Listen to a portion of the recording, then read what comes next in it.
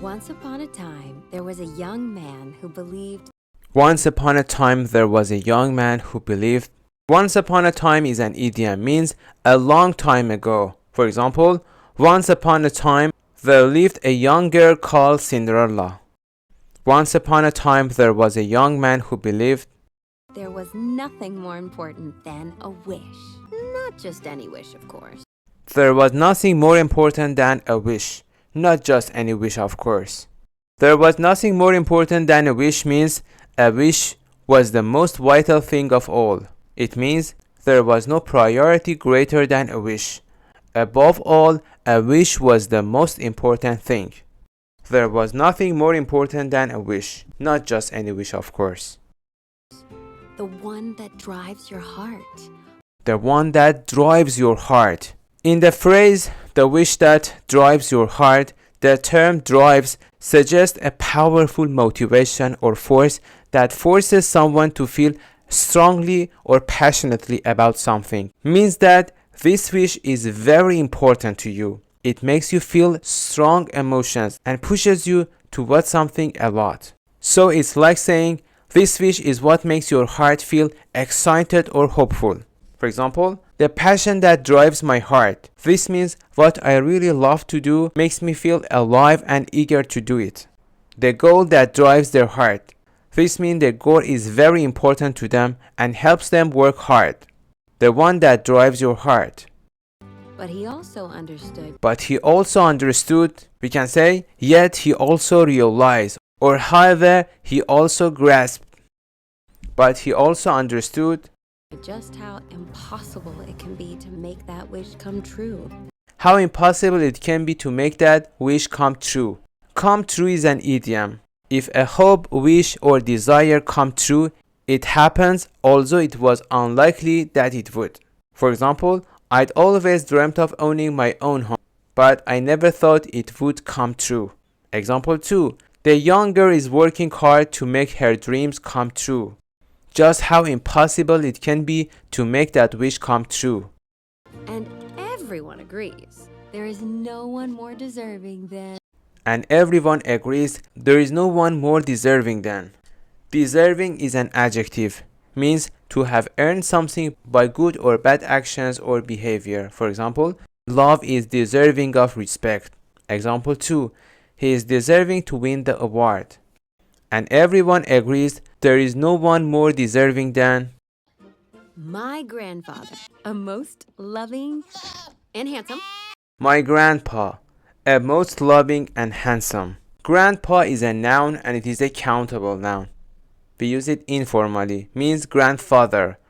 The opposite of it is grandma or granny.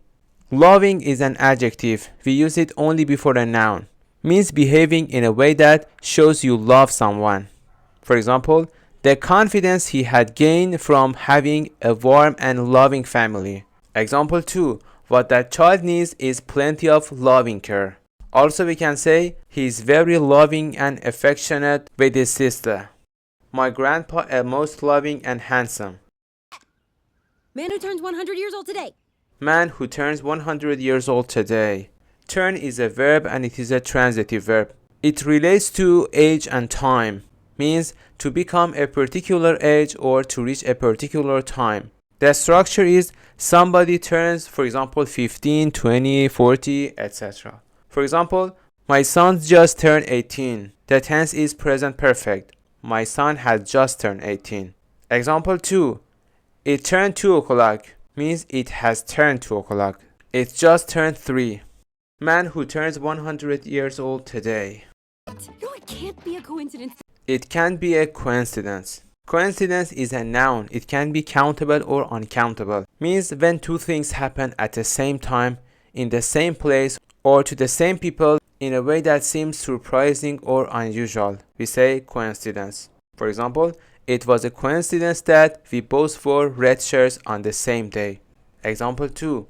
Seeing the same movie at the same time was just a coincidence. It can be a coincidence.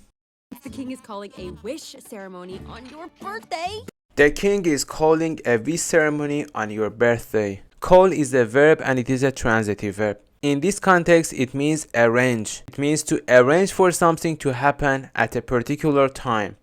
The structure is call a meeting, call a strike, call election, and something like that. For example, I will call a meeting for tomorrow at 10 a.m. Example 2. According to the law, the election must be called within the next 2 months. The king is calling a wish ceremony on your birthday. Tonight's your night. Tonight's your night. Instead of tonight's your night, we can say tonight's the night you shine, or tonight's your time to shine. Also, we can say tonight's all eyes are on you. Tonight's your night. What are you up to? What makes you think that I'm up to something? What are you up to? What makes you think that I'm up to something? Up to, used for spoken, means doing something secret or something that you should not be doing. For example, the children are very quiet. I wonder what they are up to.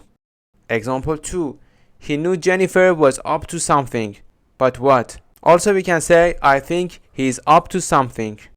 What are you up to? What makes you think that I'm up to something? Because I know your pauses. I'm maturing. Because I know your pauses. I'm maturing. Pause is a noun and it is a countable noun. Means a short time during which someone stops speaking or doing something before starting again. For example, there was a pause while Alice changed the tape. Example 2. After a long pause, she went on. After a pause, we can use in as a preposition. We can say an awkward pause in the conversation.